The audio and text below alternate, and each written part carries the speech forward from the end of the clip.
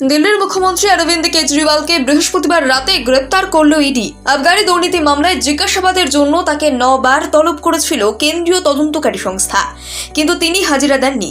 এরপর বৃহস্পতিবার সন্ধ্যা 7টা নাগাদ তার বাড়িতে পৌঁছয় ইডি। ঘণ্টা দুয়েকের তল্লাশি অভিযান শেষে বাজেয়াপ্ত করা হয় তার মোবাইল ফোন। এরপরই রাত 9টা নাগাদ কেজরিওয়ালকে গ্রেপ্তার করা হয়।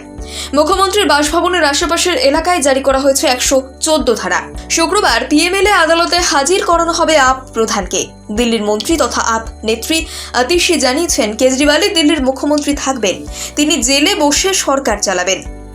দেশের ইতিহাসে কেজরিওয়ালই প্রথম যিনি মুখ্যমন্ত্রী পদে থাকাকালীন গ্রেপ্তার হলেন। এর আগে ঝাড়খণ্ডের প্রাক্তন মুখ্যমন্ত্রী হেমন্ত সোরেনকেও গ্রেপ্তার করে ইডি, তবে গ্রেপ্তারির আগে মুখ্যমন্ত্রী পদ থেকে ইস্তফা দিয়েছিলেন তিনি।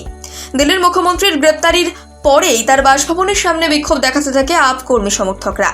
গোটা রাজধানী জুড়েই প্রতিবাদ শুরু করেন তারা। সূত্রের খবর, 12 জন ইডি আধিকারিকের একটি দল দিল্লির মুখ্যমন্ত্রীর বাসভবনে গিয়েছিল।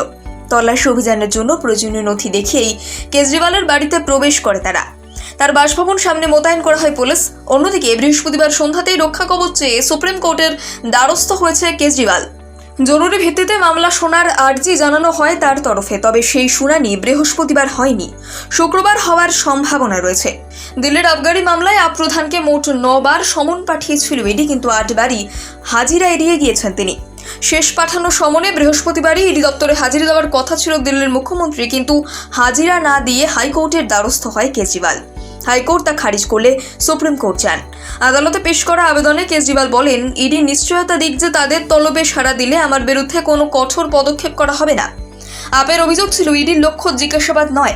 এতদিন ধরেও তারা এই মামলায় কেজরিওয়ালের বিরুদ্ধে কোনো তথ্য প্রমাণ পায়নি, তাই লোকসভা ভোটের আগে সমন পাঠিয়ে তাকে গ্রেপ্তার করার চেষ্টা চলছে। বৃহস্পতিবার বিচারপতি সুরেশ কুমার কাইত এবং বিচারপতি মনোজ জৈনের ডিভিশন বেঞ্চে কেজরিওয়ালের আবেদন সংক্রান্ত মামলার শুনানি ছিল।